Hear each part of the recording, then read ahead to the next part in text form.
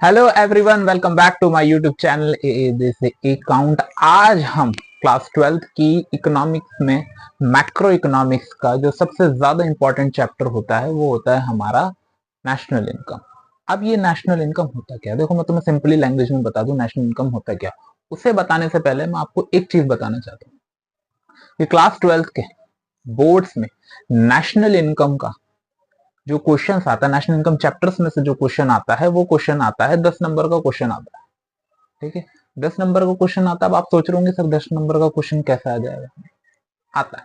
उसमें क्या होता है, एग्जामिनर क्या करता है आपसे, अगर क्वेश्चन हमारा है, मान के चलो 10 नंबर का उसने क्वेश्चन दे दिया आपको, ठीक है, नेशनल इनकम चैप्टर में से, तो उसमें 6 नंबर का जो होता है हमारा एक न्यूमेरिकल होता है और दो दो नंबर के वो आपसे क्वेश्चन पूछ सकता है।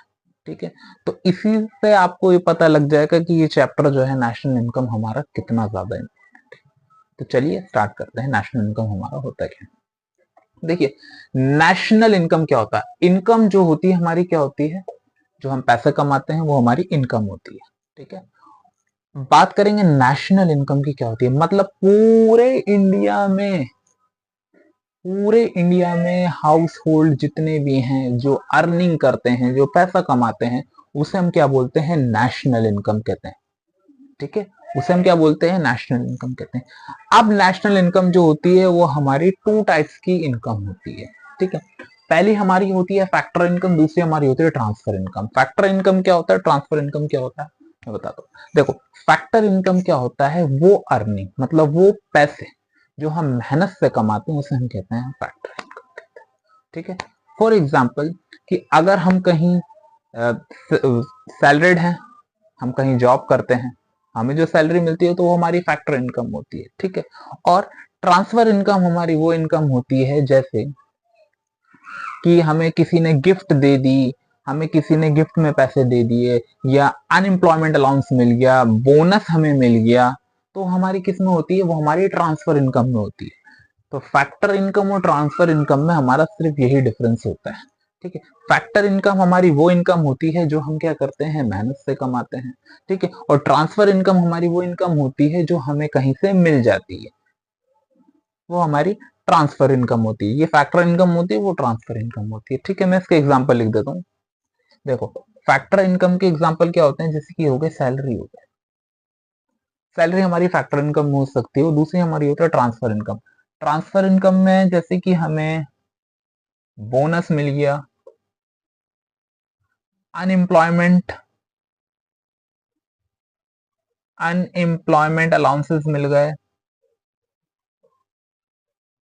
ठीक है, अनएम्प्लॉयमेंट अलाउंसेस होते हैं बेरोजगारी भत्ता, जो बेरोजगार युवा जो होते हैं उनकी गवर्नमेंट की तरफ से उन्हें जो मिलता है अनएम्प्लॉयमेंट अलाउंस मिलता है। ठीक है, ये होता है इसमें फैक्टर इनकम और ट्रांसफर इनकम में डिफरेंस क्या होता है। उसके बाद दूसरा हमारा आता है नॉर्मल रेजिडेंट।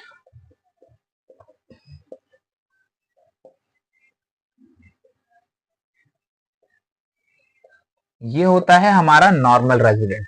अब नॉर्मल रेजिडेंट क्या होता है? नॉर्मल रेजिडेंट वो होता है जो इस कंट्री का नागरिक होता है, जो 2 या 2 साल से किसी भी कंट्री के अंदर रह रहा होता है, उसे हम क्या कहते हैं? नॉर्मल रेजिडेंट बोलते हैं। ठीक है, मान के चलो ये इंडिया है, ठीक है, और ये मैं से यूएसए ले लेता हूं। ये हमारा इंडिया हो गया और ये हमारा यूएसए हो गया।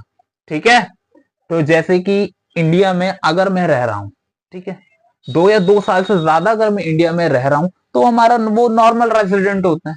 ठीक है, अगर कोई बाहर